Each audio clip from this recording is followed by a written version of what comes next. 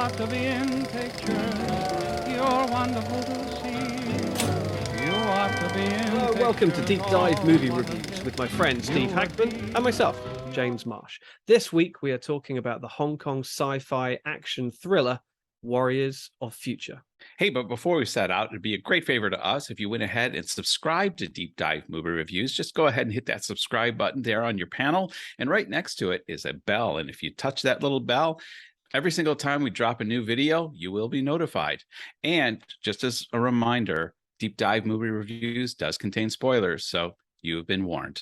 James? Okay, so Warriors of Future is something of an anomaly for Hong Kong movies. It is a big budget, effects heavy, action spectacular, the likes of which we don't really make here in Hong Kong, and certainly haven't made anything like this for a very, very long time. To set up the plot, it is in the near future, 2055.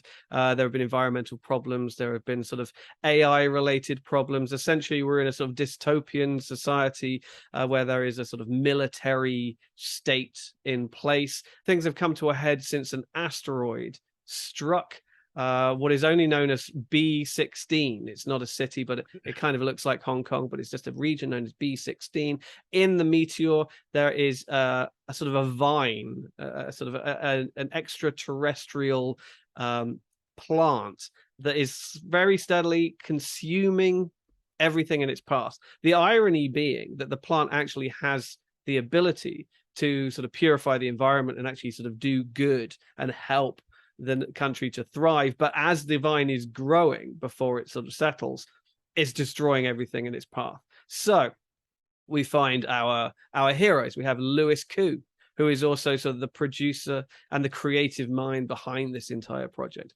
as Tyler, who is part of a sort of special combat unit that is sent in to kind of ground zero. Now, their mission is to kind of tap into the vine and use its biological makeup to try and weaponize it. It's a little muddy. It's a little unclear exactly what their mission is. However, they are in a race against time because the higher ups, not least Nick Cheung's general, just wants to drop the bomb. He wants to nuke the area, wipe everything out, regardless of all of the inhabitants, the local residents of that area who are struggling to eke out a living. So Louis Koo, Lau Ching-wan, and their team, partly populated by robot warriors, partly by human warriors, suit up, boot up, and head in there in order to, essentially save the world by stopping the vine, by helping the vine. I think you get the idea. So, Steve, where to begin? You know, there's part of this film that has a very interesting premise that is totally wasted. The whole conundrum of the very thing that's destroying your world is actually saving it. And there is so much they could have done with that conundrum that is just completely dismissed in favor of yet more special effects. This goes back to our KGF Chapter 2 review. What happens when you have obviously a huge budget? You're going to have a lot of special effects opportunities, and you decide, hey, you know what? Let's not worry so much about script and story. Let's just see how many really cool action special effects we can do in a single movie. And that is what Warriors of Future is. It is 2 hours of watching a video game and at a complete lack of story or anything that is innovative or new. I think you sum up a lot of what's wrong with the movie there. I think it's an incredibly generic, simplistic, derivative plot, just about, that borrows from like Aliens, borrows the bits of the Matrix in there. It culminates in essentially allowing Louis Koo to be Iron Man and to be Captain America. The suit, the kind of mech tech suit that he wears is very reminiscent of Iron Man. The way that he fights, he ends up having to fight robots androids, killer androids that have sort of malfunctioned and turned against them. He is very reminiscent of the way in which we've seen Robert Downey Jr.'s character fight on screen. But then also there's some Captain America moments. There is a shield that is used very specifically in ways very reminiscent. And this, I think, is all very, very deliberate. This project, it exists because Louis Koo is a massive nerd, essentially. He's become something of sort of the foremost leading man in Hong Kong cinema, as many of his peers have traveled north, gone to the mainland to make the big bucks, making big entertainment for the mainland industry. Whereas a few of those have hung back, and they're all in this movie. There's a triumvirate of Louis Koo, Lau Ching-wan, and Nick Cheung, who essentially stay behind and have monopolized all the roles in the last sort of decade or so. And this is what kind of what he's always wanted to be. He's wanted to be a superhero. He's wanted to be an action hero on a scale that the Hong Kong industry simply can't support. And so what he did is he came up with this idea along with the writers, and slowly over the course of about a decade, they've been chipping away at this project. It was first announced in like sort of 2015 or something like that, and they'd already been developing it for a long time. And every year there's an update or a new trailer or something, and it became a bit of a running joke at Film Art, which is the big sort of film market here, that every year there would be a stand for it and there would be a new bit of information about it. But you're like, is this movie ever going to come out? Does this movie actually this movie actually exist? And then all of a sudden it was done and it was ready and it came out, and you're like, this has got to suck, right? When it was finally coming out, there was this sort of general sense that, well, it can't possibly be any good after all of this time and all of these sort of fingers in the pie and cooks in the kitchen and what have you.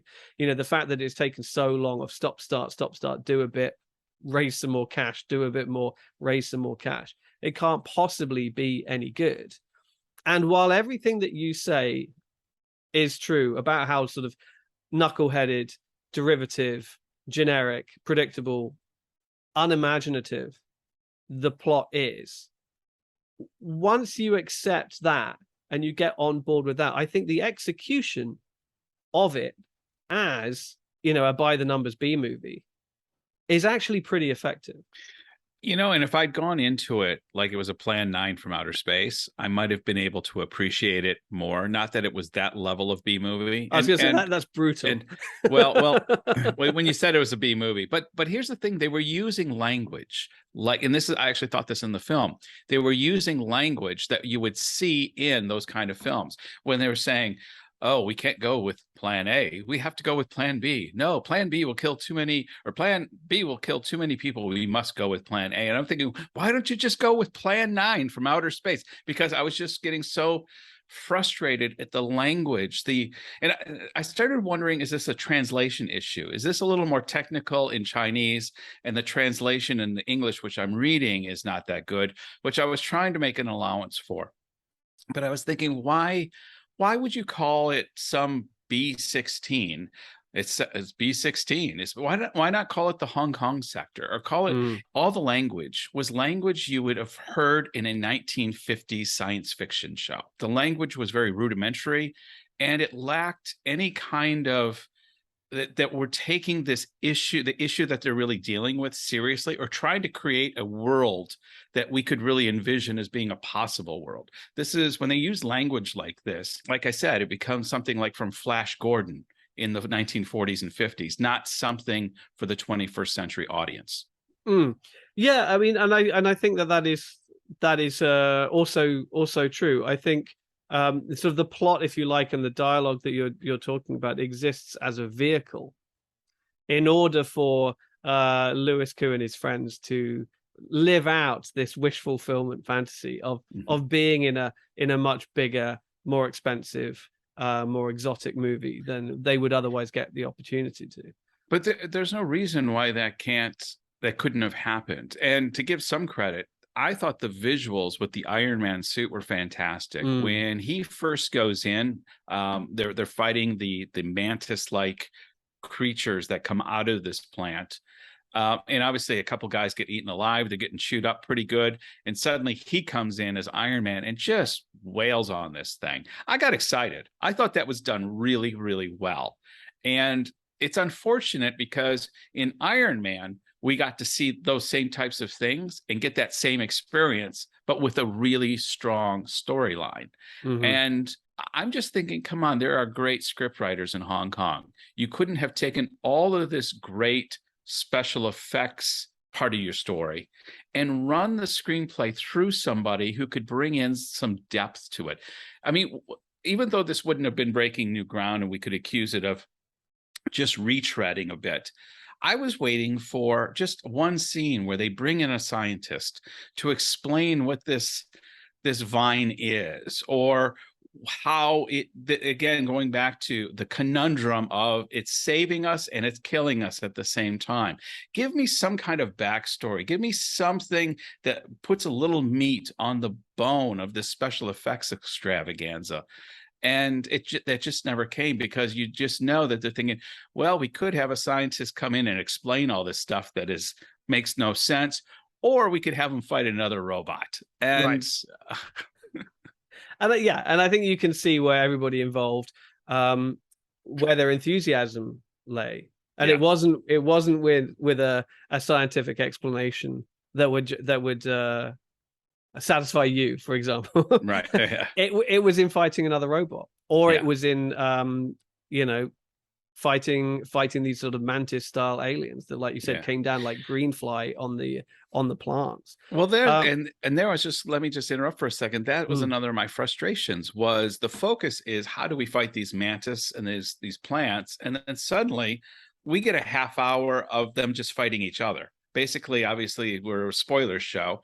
The powers that be have their own agenda for this vine, and we've put too much money into these Skynets. We can't have it thwarted by these mercenary team that's going to save the issue. So they send in their robots to fight the good guys. So it's good guys fighting good guys. And so they have one robot battle. And I think, okay, fine. But no, wait, there's still more.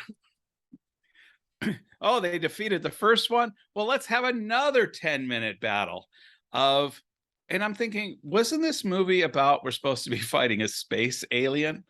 And suddenly we got a half an hour of us just fighting each other. It's if on Alien, they pause for half an hour to just have fist fights in the cafeteria over, it's just, you're not driving the plot. It's just an excuse for your visual effects extravaganza. And I just found myself, when that second robot came out, I went, sorry, I'm gonna have to beep that out. But I literally said that in the cinema. I was like, you've got to be kidding me. Sorry, Yeah. you can see I'm a little emotional about this one. And I'm surprised because I mean, everything you're saying, I agree with. I think the plot is merely an excuse for them to have this special effects extravaganza. And I was like, okay, let's have the special effects extravaganza. And I was impressed by the special effects extravaganza. The alien design was pretty great, and the CGI that rendered them was effective. They felt physical and tangible. They felt threatening. They didn't look just like the xenomorphs from Alien or something. Yeah. Some thought had gone into what they looked like. I liked how the suits worked and they had weight to them. There's obviously references to mech tech that goes back to sort of Heinlein and Starship Troopers and RoboCop and everything in between, and obviously, as we've said, Iron Man as well. And I thought that that worked. It felt real and lived in. It felt like this was technology that existed and that the characters knew how to operate. I felt that the robot, the robot army, were a palpable threat. There's a kind of sort of goofy Mad Max style sort of community sort of that live in there that wasn't explored quite as well as perhaps it could have been. One of his ex-teammates, a guy called Skunk, played by Philip Keung, is sort of plucked out of there. They drag him in, and I could have done with a sequence exploring that part of this equation. But as I've pointed out already, see very quickly the kind of movie that they are setting out to make, the kind of movies that they love, the kind of movies that they emulate, but also the the kind of movie that they're setting out to make. Mhm. And I was taken along for the ride by the stunts and by the action and by the effects work, and I was like, yeah, this is a dumb story, Yeah. but you're doing it really well. Maybe it's because we had just come off of watching Infernal Affairs, and there's such a depth to that story, and there's so much nuance, and there's so much meat on the bone there, that I guess what I'm also frustrated in this film is, one, I thought the acting was great. I liked the team. You mentioned the characters. I thought the characters were great. I said I do enjoy the special effects, but for me, special effects have to enhance the story. If there's no story, you're going to completely lose me. And I think that's where my frustration comes, is I thought there was so much potential here to have a really good special effects laden story. And like you said, this is not something Hong Kong has been known for. This is obviously a passion project. So I guess that's where some of my frustration comes, is I want this to be a really good, for lack of a better term, Hong Kong's Iron Man movie. And again, there's a few things that could have been fixed so simply. Heck, if you had given me that screenplay and let me have just 2 hours with it, I could have fixed 5 things quite simply and would have made it a much better film. Yeah. No, absolutely. I can't disagree with anything you're saying. I think listening to what you were saying just now about your expectations and what you hoped it would be and what you have. I guess I came almost from the opposite end, is that the movies like this that get made in this part of the world, like in mainland China, for example, the effects work is always terrible. The plot and the characterization is always overwrought, overly melodramatic. Right. The effects work is almost seen as kind of chaotic and secondary and subpar. And also it inevitably always includes a certain degree of sort of nationalistic jingoism as well. And although this film was in part made in the mainland with mainland effects companies and what have you, because those just don't exist in China. What I really appreciated, actually, and I was slightly apprehensive about, is the lack of sort of the grubby, greasy fingerprints of the mainland film industry on it. And I was, because this kind of story, you could so easily have woven a kind of flag waving nationalistic element to it. But at no point do the characters ever turn to each other and procrastinate or pontificate about who they're doing this for, who or what they're fighting for, other than merely just the survival of the human race. And you're like, okay, great. This is good. It was a pleasant surprise to see none of that take hold or to rear its head, because it's so often what mars potentially sort of interesting science fiction fodder. Like a good example would be something like Frank Guo's The Wandering Earth, which is adapted from a novel by the guy Liu Cixin. I think that's his name, Liu Cixin, who wrote The Three Body Problem, which is a big sort of very famous sci-fi book that I've always been meaning to read that book. Yeah, me too. I think the Game of Thrones guys are trying to adapt it for Netflix at the moment or something like that. But that's essentially a story of, there's a big ecological disaster on Earth and the Earth is moving too close to the sun or something. So they decide to actually move the Earth. Literally hook it to the back of a load of big spaceships and drag it halfway across the galaxy to another orbit where it can be it's more hospitable, and it's a project that's going to take them hundreds of years. And that inevitably just gets bogged down with sort of patriotic motivations and interfering and all of that kind of thing, and that becomes so much, and then the interaction between the characters becomes so intertwined with sort of soap opera melodrama. And I like that there's kind of a lack of that here. There's a little bit, Louis Koo's character Taylor has lost a daughter, and then he meets a little sprog out in the field, and so that kind of fills that void for him. There's a little bit of history between him and Lau Ching-wan that needs to be resolved before they can go. But I think because I've had to endure so much of this kind of overwrought melodramatic nonsense in these Yeah. kind of big budget genre movies, and it happens in the Korean sci-fi movies as well. It's why Korea can't quite get out of their own way and make decent sci-fi movies, because there's too much soap opera in the way. Yeah. Is the lack of that here. And I know what you're saying. You're saying they didn't replace it with anything. They stripped that out and didn't replace it with anything. But I kind of appreciated how simple this was, and how they were just like, we just want to, you know, beat people up and have a good time. You know, it's interesting. We all bring our own stories about a film to the table. You've just explained yours wonderfully, which leads to why you have a little more favorable attitude towards this. When I'm watching it, I'm thinking of every time I've been disappointed by something I was looking forward to not being. I remember going to see The Phantom Menace and thinking, George Lucas just forgot to have a story. He just thought, isn't it so cool if we have all these robots doing this, you know, or going from The Matrix to The Matrix 2. You know what's really scary, more scary than an Agent Smith? A gazillion Agent Smiths, you know? Yeah. And so that was what was going through my mind when I was watching this film. It wasn't the, this is a bad film. It was frustration, because I'd hoped it was going to be the Hong Kong movie that I really wanted to see. And it left me wanting, and I was frustrated. So that's what's coming out of me in my review on this. Yeah, no, I get it. And you're saying that, you know, watching this hot on the heels of revisiting Infernal Affairs is unfortunate for Warriors of Future.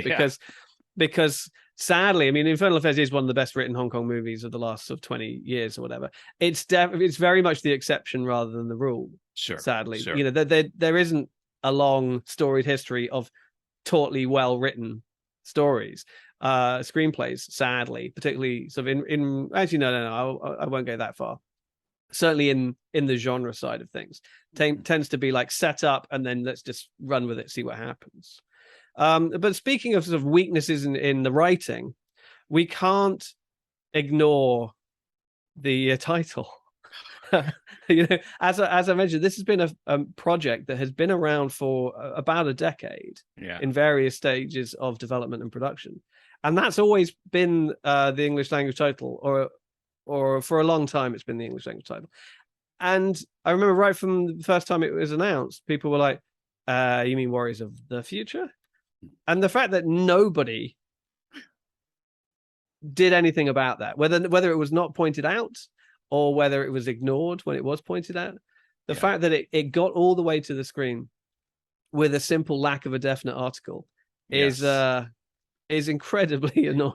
You know, the funny thing is, James, I've been calling it Warriors of the Future because your mind tells you what it should be. And it was only shortly before I went to go see it that I saw the poster insignia and saw it said Warriors of Future. And I thought the poster had I thought it was a bad poster. And then when I got to the movie, I realized, no, this is really the name, Warriors of Future.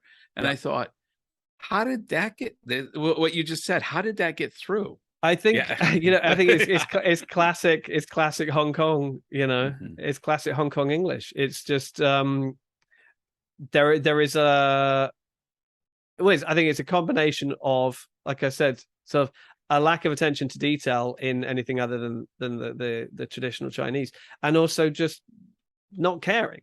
You know, that's what it's more is. Yeah, it's what it's more is, because you know that there's people on that set that speak really good English. Yeah. Not everybody, but there's going to be somebody who's going to look at that in pre-production and go, you know, you mean the future, right? Right. Like, yeah. But obviously I know. I mean, in a kind of weird way, I kind of like it, because, you know, Hong Kong movies have this long tradition of really bad English subtitles, for example. And that is basically because certainly while Hong Kong was a British colony, and even to this day, Hong Kong remains an official language in Hong Kong. And so legally, every movie that was being released in Hong Kong had to have English subtitles. But for a lot of these productions, they had this issue where they had neither the budget for a proper translator, nor did they really care. And so they just did it as slapdash as possible and just slapped something on there that vaguely resembled English. And that was deemed enough because there's no one really checking this. Certainly Right. not checking the accuracy of it. And it's become kind of one of the sort of affectionate hallmarks of Hong Kong movies. You know, sadly, they're getting better these days. You know, they understand the importance of selling the film internationally, and so the subtitles are much better. But for a lot of these movies were made purely for the Hong Kong market, for many years, just have rotten English subtitles, and it was just kind of a thing. Quick anecdote, back when I was a student in Beijing Yuan back in 1991, I made a little money on the side for 1 week doing a movie they were translating into English. We went to Beijing Film Studio. They hired a few of us for a few roles, and I played 2 or 3 different roles in this movie. It's called International Rescue. I still remember the name of it. And it was basically a World War II film when the Americans and the Chinese were allied against the Japanese. And basically these American flyers come into this Chinese village and they're going to stop these Japanese. And each one of them it's very jingoistic, is saying what each villager says what the Japanese did to them. And it's like, they killed my wife, they did this. And we just started putting a couple of our own things in there because the director, they didn't speak any English. They had no idea. Whatever we said was going to be good enough for them. And one guy just, and the Japanese killed my puppy. We all lost it. But that, as far as I know, went in the movie. Oh, brilliant. We have to find that film now and check it out. I've always wanted to find that film. Never have. Maybe you can help. It's called International Rescue. Obviously about 32 years old now. Oh, I'm sure we can find that. And if any of our viewers can help us find that, that would be fantastic. So you've never seen it? I've never seen it. No, I've never seen it. Yeah. Well, we'll get on that. Yeah, that's maybe we should review it on the show. Let's find it, and then we'll see if we can review it. Okay, sounds good. So, James, drawing this to a close, what system of measurement should we use for Warriors of Future? Definite be confused articles. With Warriors. Yeah. How many perfect. How many definite articles does it need? Yes.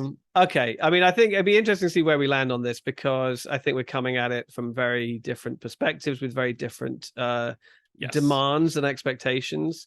For me, I didn't care really the vapid, wafer thin plot. I saw it as an excuse for them to play in the biggest sandbox of ever in their careers, and yet have it retain the semblance of a Hong Kong movie rather than having to sort of sell their souls, if you like, to make it some kind of co-production with one country or another. And that I really appreciated. And I think that the effects work is genuinely good. To a standard that I don't remember having seen in a Hong Kong movie before. There is stunt work, there are car chases, there are fight sequences, which lean into the strengths of the Hong Kong industry, actual practical kind of stunt work. But the effects work and the CGI is like really kind of comparable. It can stand proudly with its head up high alongside mid-range Hollywood sci-fi movies. Yes. You put it next to an Iron Man or an Avatar or something, a Star Wars, and you're going to be like, okay, well, that's a bit wonky. But a mid-range, $50 million, Hollywood sci-fi movie, and you're like, this is just as good as one of those. And for the Hong Kong industry, at this time of the Hong Kong industry, that is no mean feat. And also, I'm just relieved that it turned out to be to be finished and to be watchable, and I gotta admit, I had really good fun with it, and I watched it with my wife, and we came out, and she's local Hong Kong Chinese, and we came out and we were like, good job, Lewis. We're like, well done, Lewis. You did it. This is clearly what you wanted to, what you set out to do, and you achieved it. So I'm pretty happy. I'm pretty happy with it. I had a lot of fun. I think it is a real milestone for the industry. Yeah, the story doesn't hold up to much, but I don't think they care. And so I'm actually going to be quite generous, and I'm actually going to give it 4 definite articles. Whoa! Wow! If Wow, only, and because I yeah. also think I'm going to have to counterbalance yours a little bit. But I hope I've got my point across about why I felt so strongly about it, and I hope people agree. Well, something that's not uncommon on this show is the number I had in my head going in is different than the number I have going out. You have appeal to my Hengong yacht, sensibilities, and help me to understand maybe the background of the story in a way that, or the film in a way that I hadn't fully appreciated. And so rather than give the number that I was going to give, I'm going to give a 2.5. I think for all the reasons that you stated of the positives, I thought the acting was good. I liked the characters. I thought I totally agree that the special effects hold up to any kind of mid-range Hollywood film. I never really felt for a moment, oh, that looks fake. That was never the thing that was going through my mind. If anything, I thought the effects with the suit in particular were really, really good. In fact, I wouldn't mind seeing Louis Koo in another film in that suit with a much better story. Fair enough. So I'm giving it 2.5 definite articles out of 5. Excellent. I don't think realistically anyone could ask for more for that. Well, that's what we thought about Warriors of Future, not to be confused with Warriors of the Future. But maybe you have a different thought. Go ahead and just write those in the description box below. And James, what else? If you have seen Warriors of Future, do let us know what you thought of it. What you thought of the script, what you thought of the effects. Does it matter that one overwhelms the other, shall we say, or eclipses the other? By all means, let us know. And any other thoughts you have just about Hong Kong cinema in general? Any recommendations of films? I mean, between us, we've seen quite a lot of Hong Kong movies, to be honest. But any recommendations of movies that you would like us to review on this show? Let us know down there.